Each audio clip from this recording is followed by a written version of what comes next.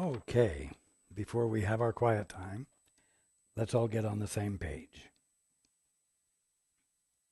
If you're in the Sparkly book, it's page 365, the second full paragraph.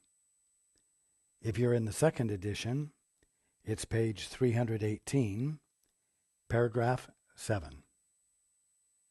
If you're in the first edition, it's page 296, the second full paragraph. In the JCIM, it's page 153, the fifth paragraph. And if you're reading from the CIMS edition, it's page 307, paragraph 71. Okay. Let's take a few moments to be quiet together.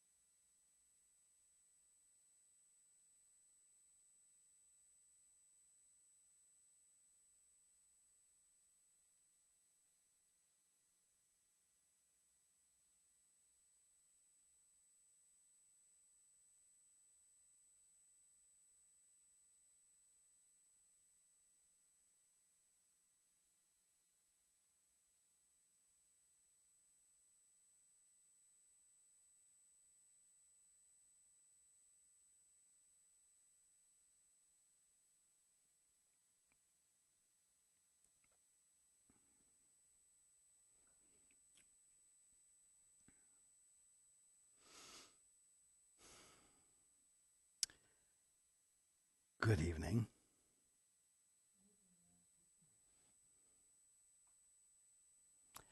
And welcome to everyone who's joining us on the internet.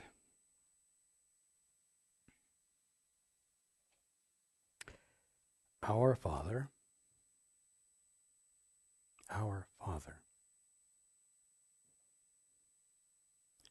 That sort of undoes isolation right there, right? Our Father, who art in heaven, hallowed be thy name. Thy kingdom come, thy will be done, where? On earth as it is in heaven. That's another way of talking about translating radical idealism into practical realism. You see, it's not such a novel idea after all. But it does stimulate the words translating radical idealism into practical realism does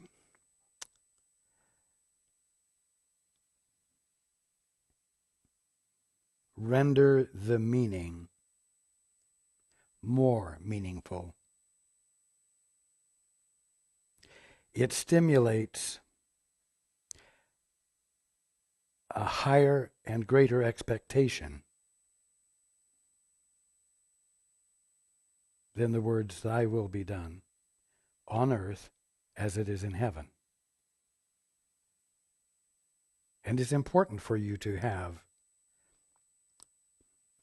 words to use that stimulate you further than you have been stimulated in the past.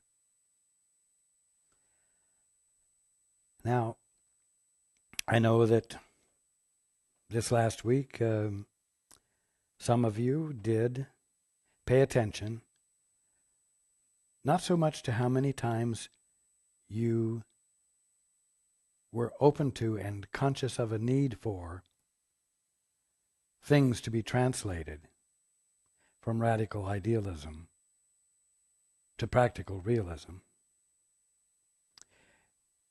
And I'm aware that there are those of you who didn't even think about it. Not really because you were neglectful, but because your daily experience engrossed you quickly and got your attention and sucked you in, and you just began to deal with your week out of habit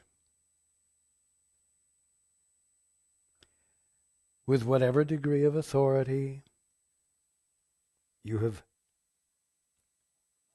brought into play in your life. And actually, it's right now as I'm talking to you that you're realizing that you missed out on a dimension of your week that you could have had. I'm not scolding you in any way. I understand completely. But this week, I'm going to give you the same task, if you will. This week, I'm going to ask you to put a note on your refrigerator, or on the wall beside your toilet, or on the dashboard of your car, or on the inside of your appointment book. Put a note to remind yourself. Because it is going to make a difference if you take the time, many times a day, to look at whatever is going on and acknowledge that there's more going on than the meanings you've applied to everything that's happening. There are things going on that are radically ideal. There are things going on that are the kingdom of heaven in action, because there really is nothing else in action at any given moment. And so there is something radically ideal right there in front of you at any given moment for you to be experiencing clearly, without distortion, without distraction.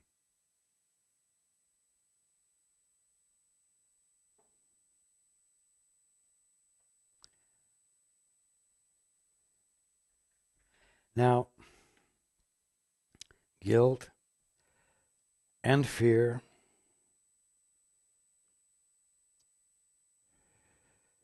and frustration and anger, these are all well-established habits that you're going to have to break.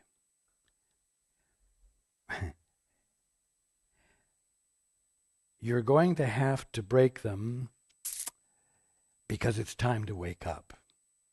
It's time not to be ignorant of the truth. It's time to no longer be suffering from ignorance.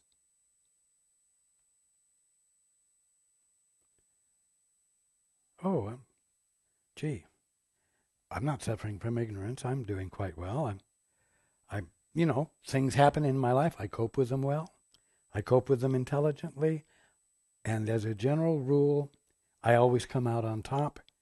And everyone around me is blessed in some way as a result of the principled way in which I handle things. And the value I give to principle and love and beneficence. And the fact that I expect to see those things surface and manifest in my life and in the lives of those around me.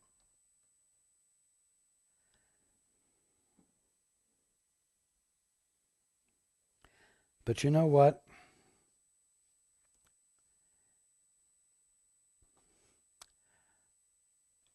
You can't afford to be too pleased with yourselves. Now, why do I say that?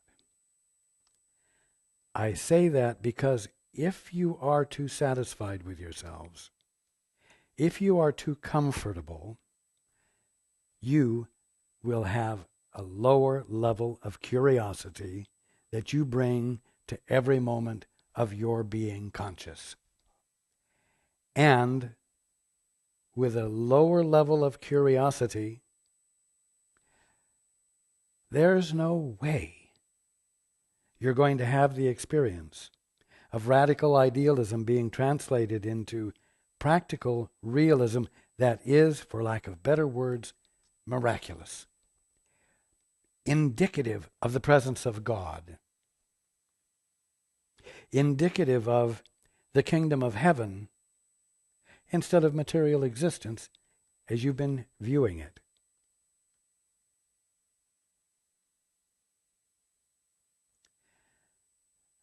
None of you realizes the extent to which that which is less than the best, that which is less than optimal, is valued, and pleasure is gotten from valuing it.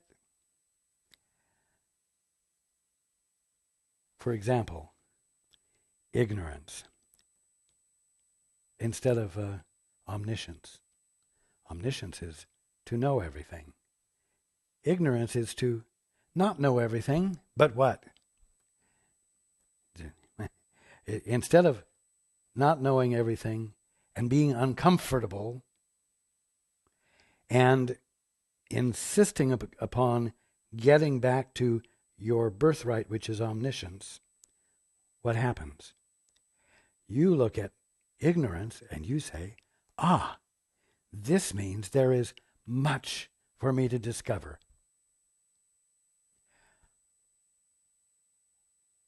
Why? I could discover things that will change life on earth. I could be another Galileo. I could be another Newton. I could be another Einstein.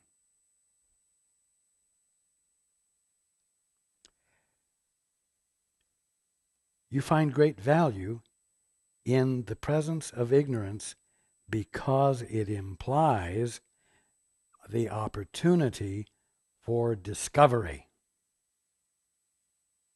And you value discovery. You value discovery. Why? Because it's exciting to be involved in discovery. It invigorates anyone who's discovering something for the first time, even if it's coming over the crest of a hill and seeing a view that you've never seen before. Besides it being invigorating, if you are the discoverer, you get credit for the discovery, and you might get appreciation, and people might value you for it. And at the bottom line, this contributes to your becoming a real boy or a real girl, you see,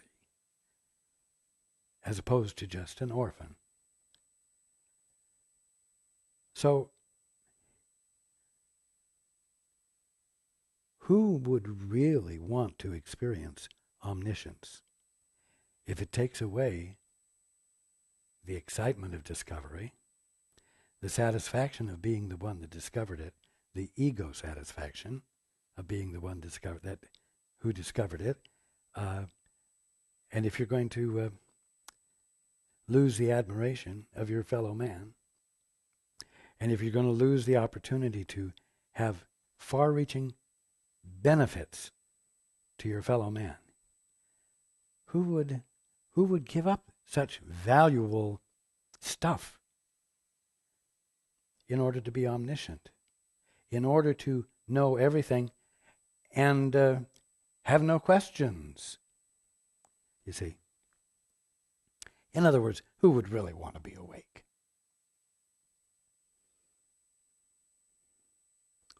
So you value ignorance more than you value being awake, and as a result, you will not bring into play the curiosity that is appropriate.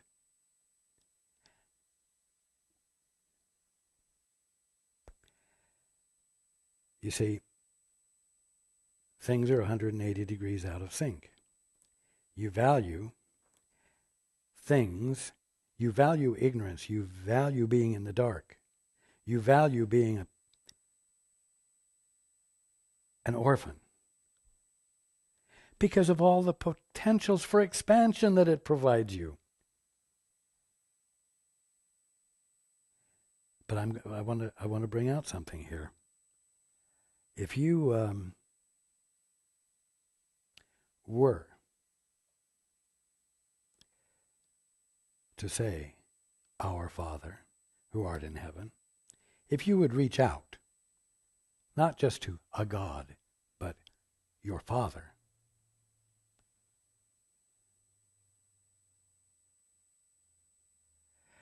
and you joined with him and you let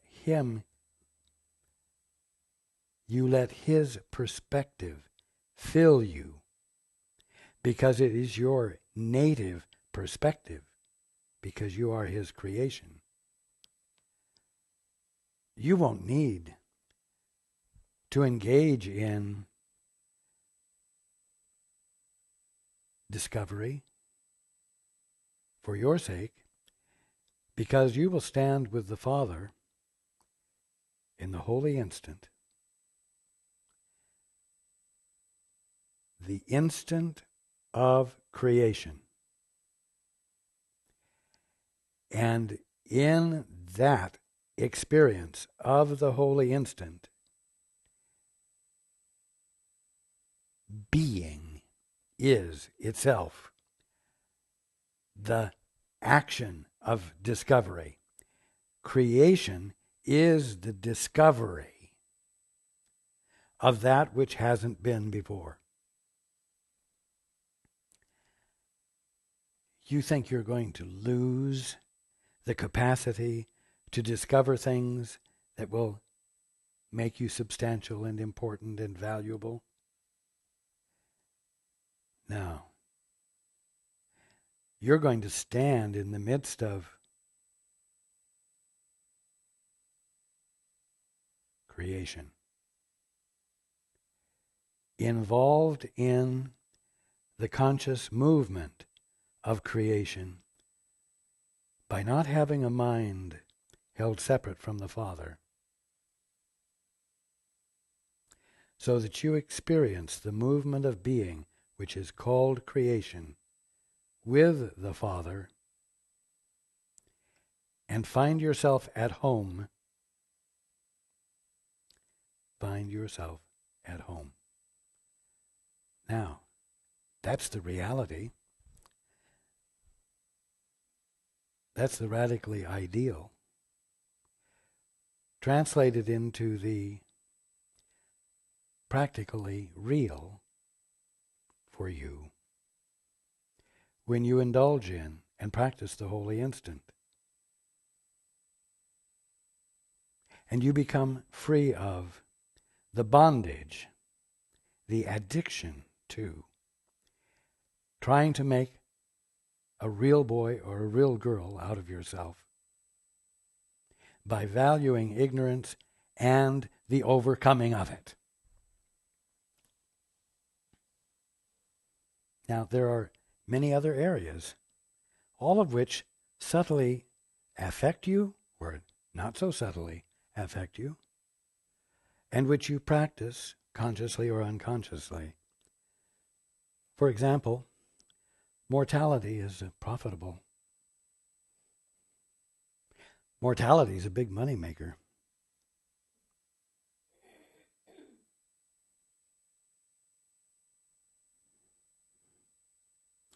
What about life insurance?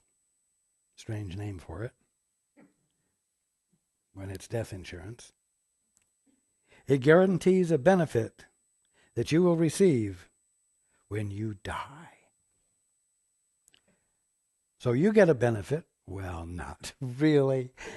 Everyone else you love gets a benefit when you die. But in the meantime, your insurance agent gets a benefit for getting you to buy death insurance.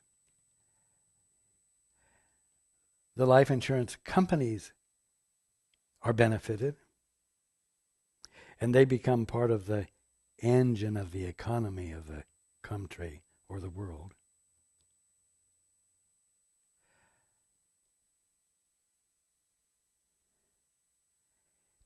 If you are a senior citizen, or even if you're not, and you have a wife and family, and you find out you have a terminal illness,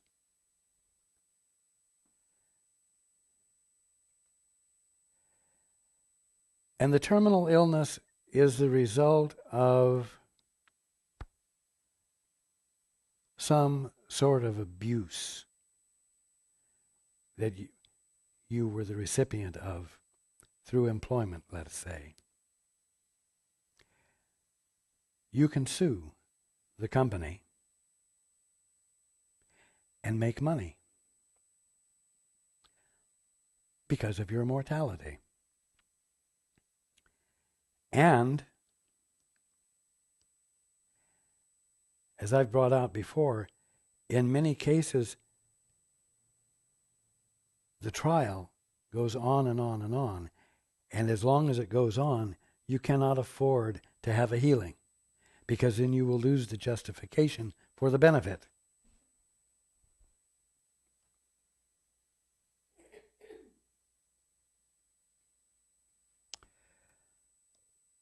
All upside down, backward thinking.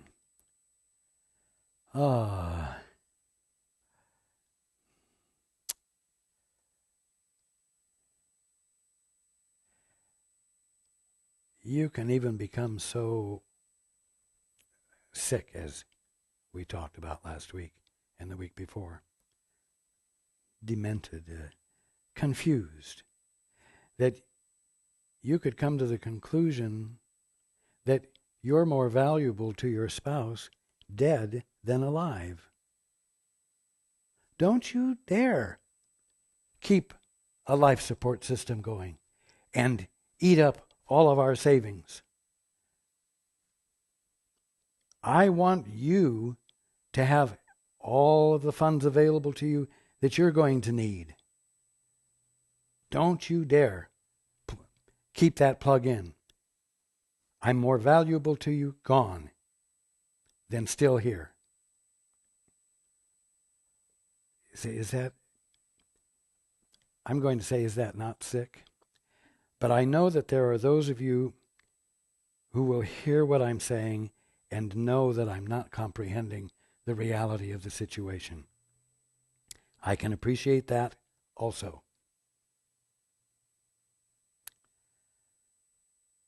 What I'm trying to point out is that you have made accommodations for something you shouldn't be suffering from: mortality. And you need to stop doing it automatically, unthinkingly, without question.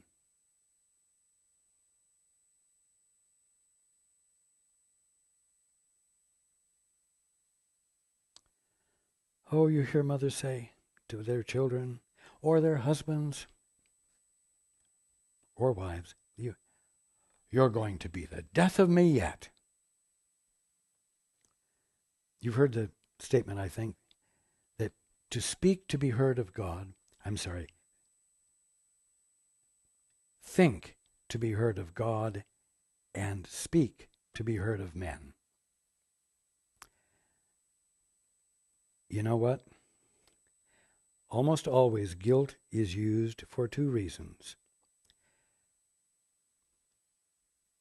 to make someone feel guilty so that you can control them, and to make points, because you are sacrificing on the behalf of someone else. You are doing something that they don't deserve, and therefore you're making points with God. You'll be the death of me yet, which is the curse. Speak to be heard of men. But it's simultaneously, in the mind it says, thank you, God. You'll be the death of me yet, thank God. Because if you're a martyr, you may get to sit at the right hand of God. You may be turned into a saint. You see, it's sick.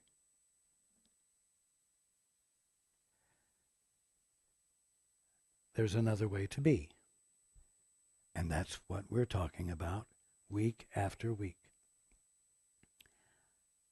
Another way to be means being a different way, not just thinking a different way. It means breaking habits. Are you to feel guilty because you have the habits? No, because you've been taught to have them. You didn't have anyone to train you or provide you with a different perspective.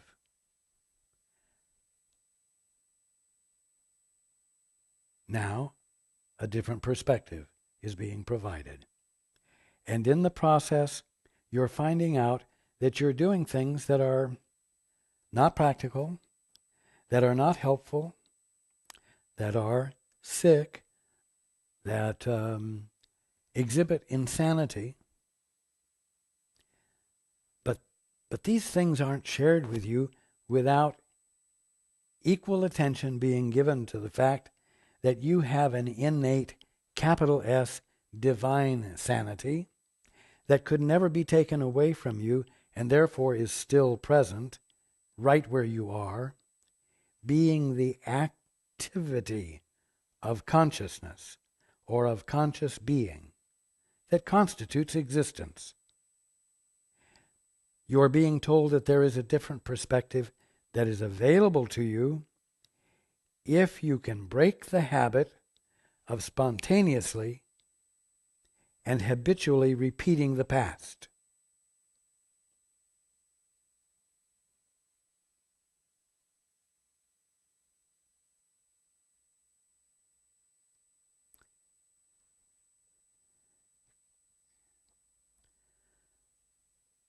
Now the holy instant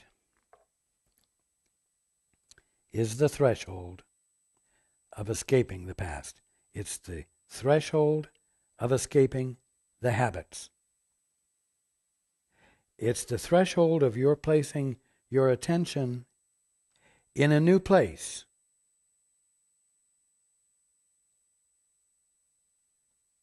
In the Father or Source you didn't think you had. That gives you an identity that you didn't know you had.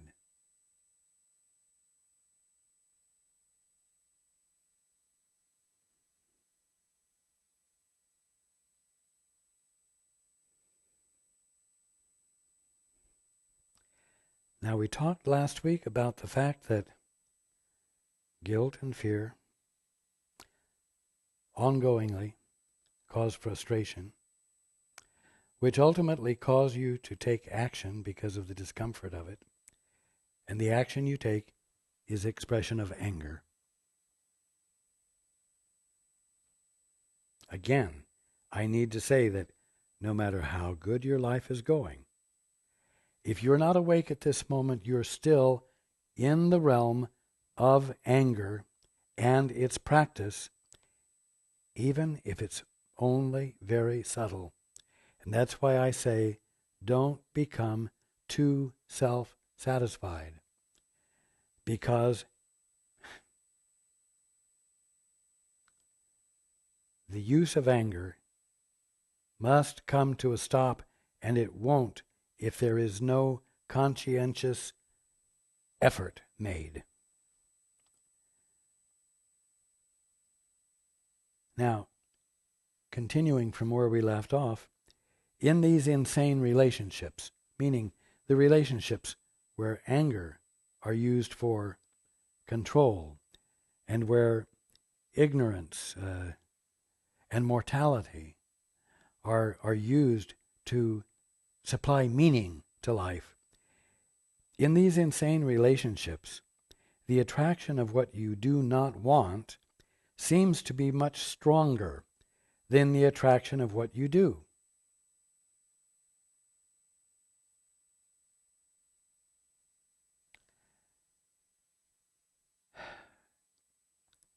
The use of anger for control works.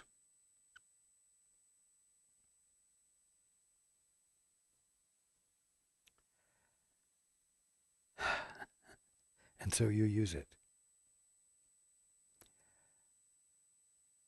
It's attractive to you. Whatever is attractive to you, whatever you find useful, draws to you those things that will bring it into play. It's that simple.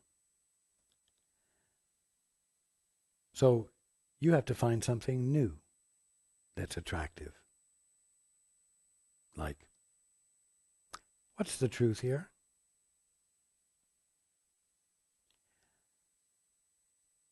What is the conscious experience of what is really going on that it's my birthright to be experiencing, even though I'm not? Father, please, reveal it to me. You have my attention. The truth has my attention.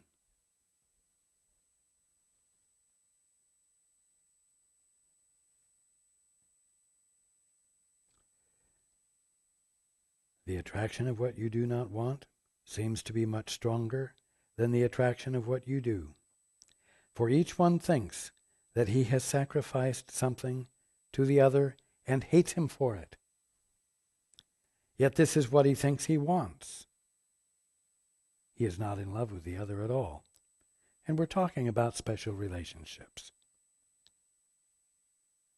Special relationships are usury relationships. They are relationships used to get you what you want. And of course, the other one in the relationship is going to be doing the same thing. And so, a healthy relationship is one in which you each let each other have what he wants or she wants without sacrificing what you think your integrity is. And so it's a game. It's a mutual manipulation.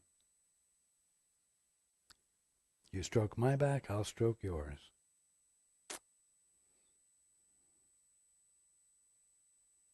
Without my ever getting to know you, and without your ever getting to know me, and without our ever really being real with each other.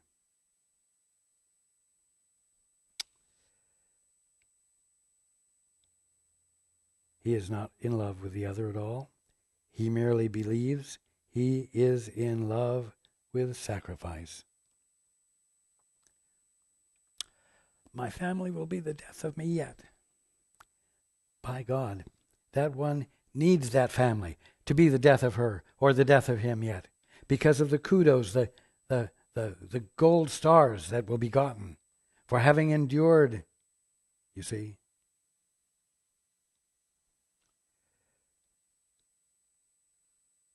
He is not in love with the other at all. He merely believes he is in love with sacrifice. And for this sacrifice, which he demanded of himself, he demands the other accept the guilt and sacrifice himself as well. And we talked about the fact last week that everybody thinks the axe is going to fall. Everyone thinks he or she is guilty. And that sooner or later their guilt will be found out or will be manifested in some sort of lack or bad luck, as though karma is being played out. Again, another way of justifying sick thinking.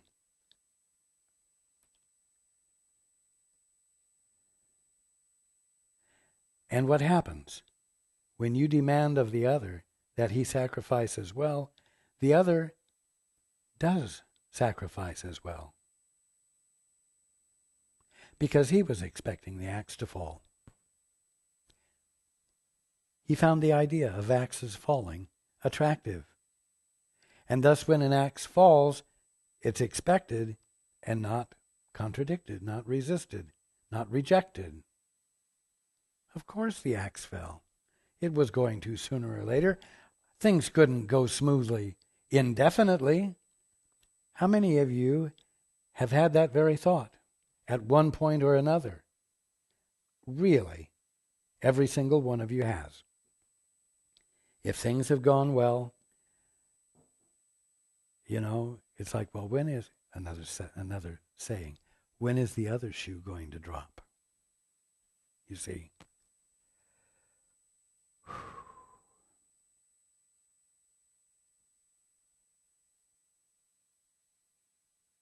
Forgiveness becomes impossible, for the ego believes that to forgive another is to lose him.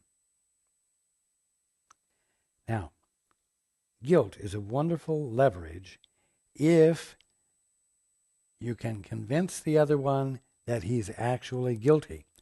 If you can get the other one to believe that he is guilty, or if you can find one who's willing to believe he's guilty before you even tell him what he's guilty for, you have a good stooge. You have a good controllee. And as long as guilt is in place, you have a solid relationship with that one. That one, if you have the goods on him, is not going to do anything to cross you. And so you have a bonded relationship, one in which he is in bondage to you. You see.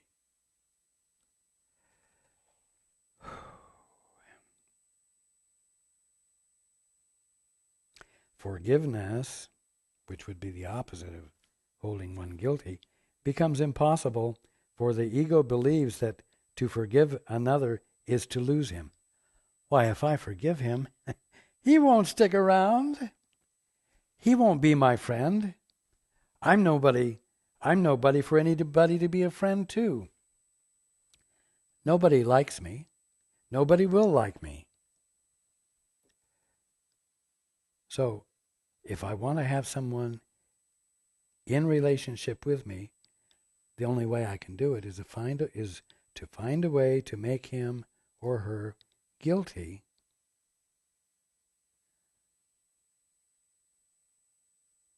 and then convince them that it's their pleasure to pleasure me, to take care of me, to do what I need, in exchange for which I will praise them. But not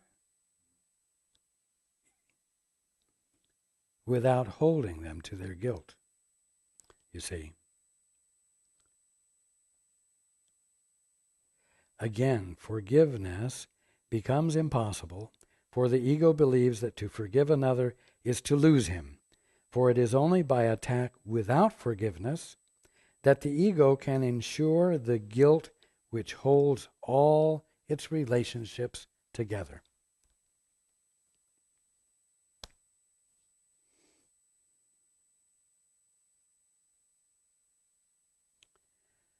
Now, all of you, to one degree or another, do employ these tactics. You may not be a beginner in your awakening, and you may not be employing these practices with the diligence or the commitment that you used to. But you must be persistent enough to arrive at a point where you're neglecting to employ these in any way, shape, or form. And that's what the holy instant is for.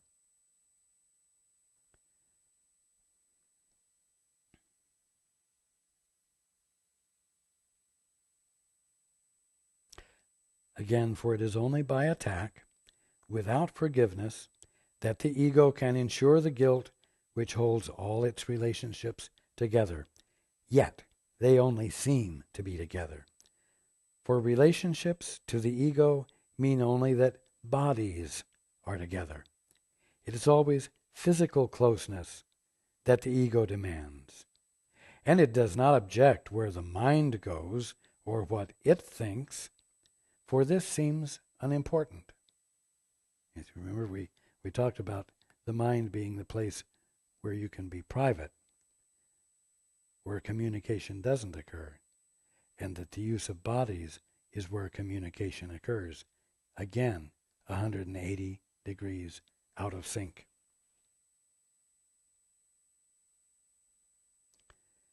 As long as the body is there to receive its sacrifice, it is content.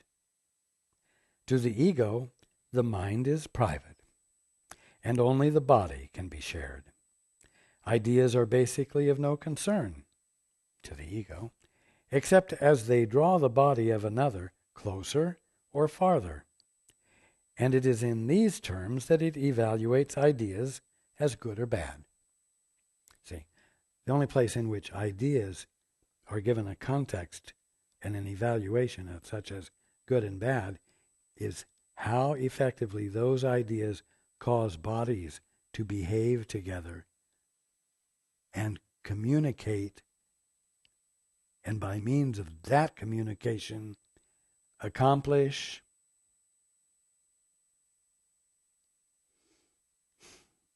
the bondage that's called a loving relationship, a constructive relationship, a good business relationship, etc.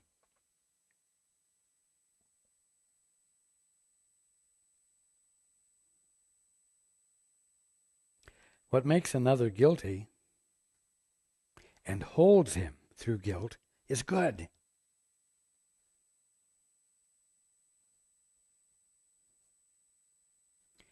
I'm going to ask a straightforward question,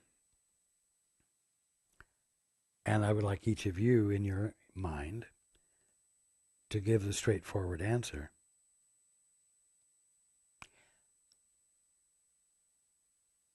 Are you lovable?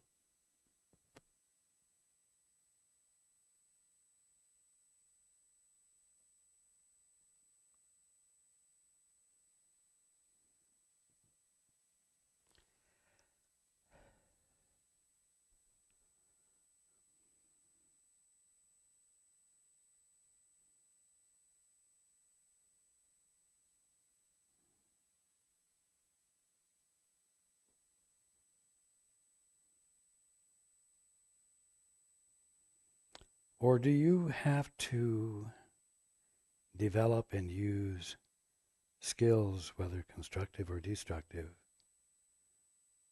to get people to pay attention to you, to be with you, to involve themselves with you?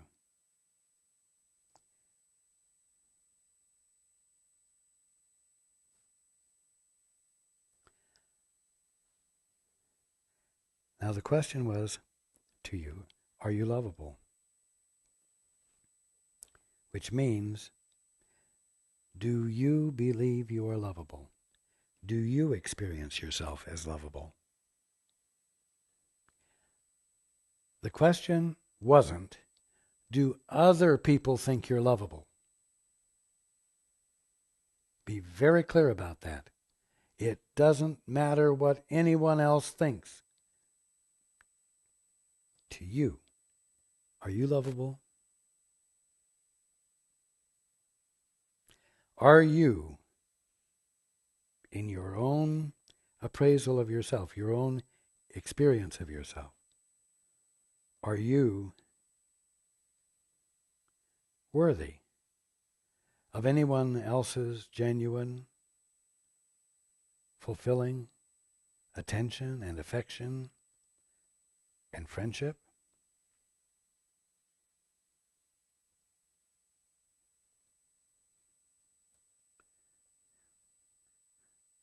I know sometimes you feel that you are, and sometimes you feel that you aren't. But in all cases, the way you see yourself is going to absolutely govern the way you present yourself and are present with others. And the way you present yourself will elicit responses.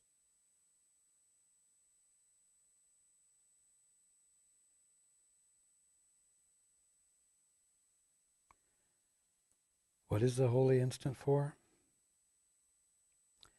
The holy instant is for the experience of communication with your Father, or I'm going to say communication with the Holy Spirit, which is nothing more than your right mind. And in that communication, experiencing what you are and who you are.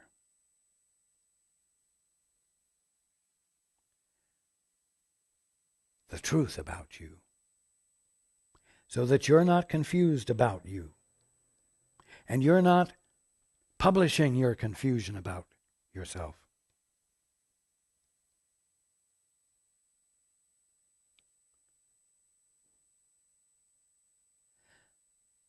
So that when you're asked, are you lovable? There's no question about it. Of course. Except when you say of course. It's like the universe standing with you, sings in chorus with you. Of course.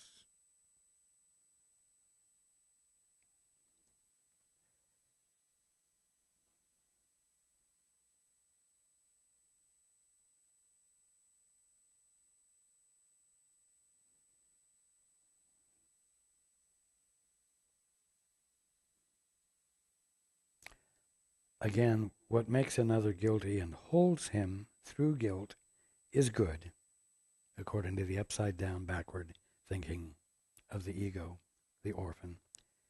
What releases him from guilt is bad,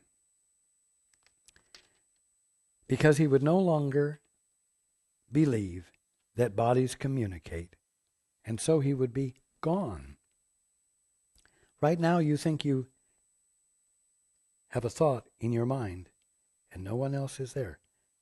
In your mind you think everyone else is gone. You see.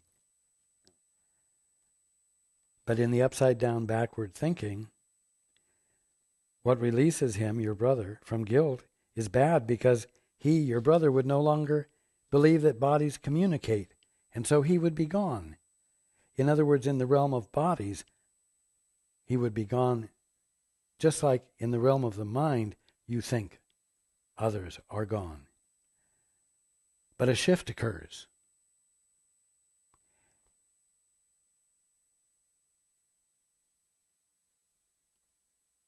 When you stop identifying yourself as a body and instead allow your mind to register with you as that context in which the experience of bodies and all forms is occurring, then the presence of others doesn't seem to be gone, don't seem to be gone. Others don't seem to be gone any longer, and mind no longer seems to be private.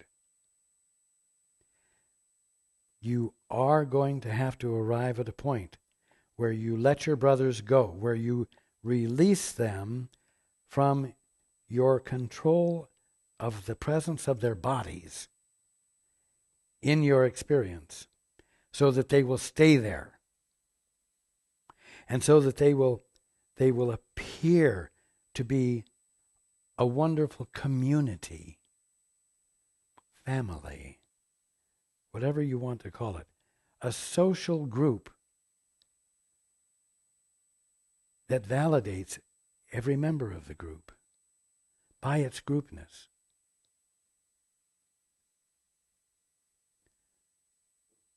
Body identification is one of the habits that needs to be broken. And it will be broken when your attention and curiosity shifts from body and what bodies can cause to happen to mind. Idea, ideal. Ideals are mental. Ideas are mindful. Radical idealism is mind, is mindful.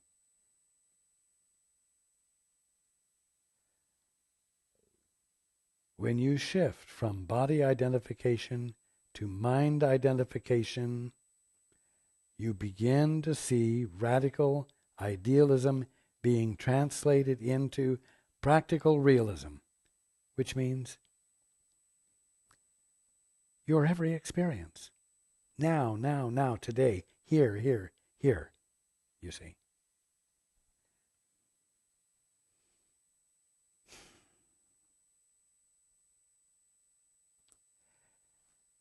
It isn't until you let go of the control of your brothers' bodies through the use of guilt that you will find your brothers and sisters to be ever present with you in full communication, because all of you are, for lack of better words, the Father's mind knowing every aspect of itself.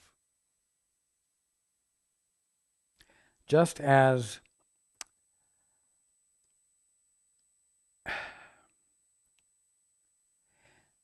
abandoning ignorance and the opportunity that it seems to provide for discovery, just as that puts you in the position of standing at the threshold of creation, which is itself infinite discovery forever,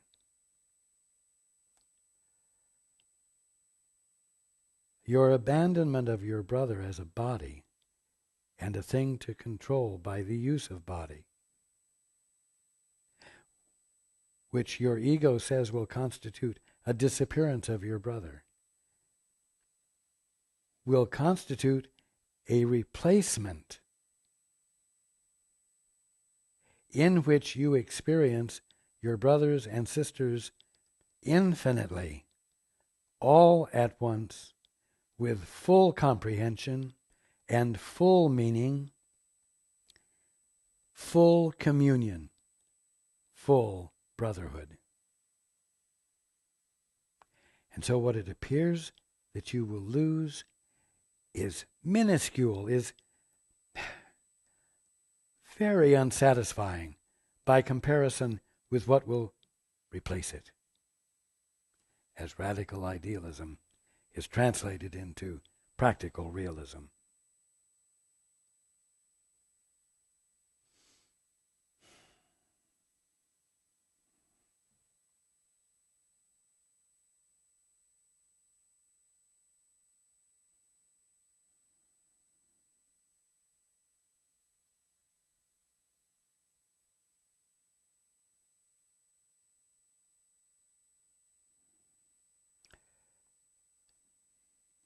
I'm going to end tonight by simply reading the next sentence. It sounds like an indictment in a way. It sounds very negative. But what we've talked about has brought it into focus. I'll talk about it next week. But right now I want you to be willing to sit with it this week. Because you know what? It makes the practice of unintelligence unattractive. And I've shared enough with you for you to know that there is something to replace it. And I want you to be with this so that you can see the unattractiveness and not want it anymore. Suffering and sacrifice are the gifts which the ego, suffering and sacrifice are the gifts with which the ego would bless all unions. And those who are united at its altar accept suffering and sacrifice as the price of union. In their angry alliances, born of the fear of loneliness, and yet dedicated to the continuance of loneliness, they seek relief from guilt by increasing it in the other, for they believe that this decreases it in them. The other seems always to be attacking and wounding them, perhaps in little ways, perhaps unconsciously, yet never without demand of sacrifice. The fury of those joined at the ego's altar far exceeds your awareness of it, for what the ego really wants, you do not realize.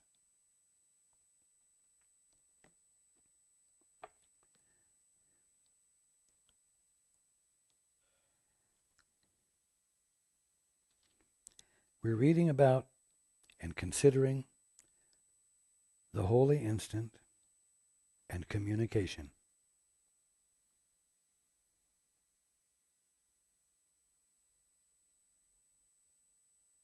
It's like the holy instant and the answer.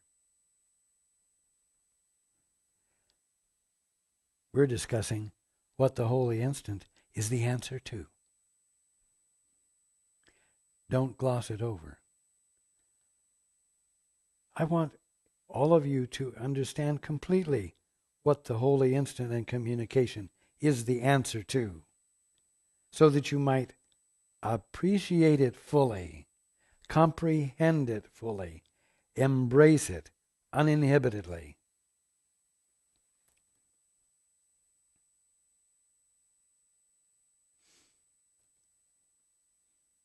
I love you all.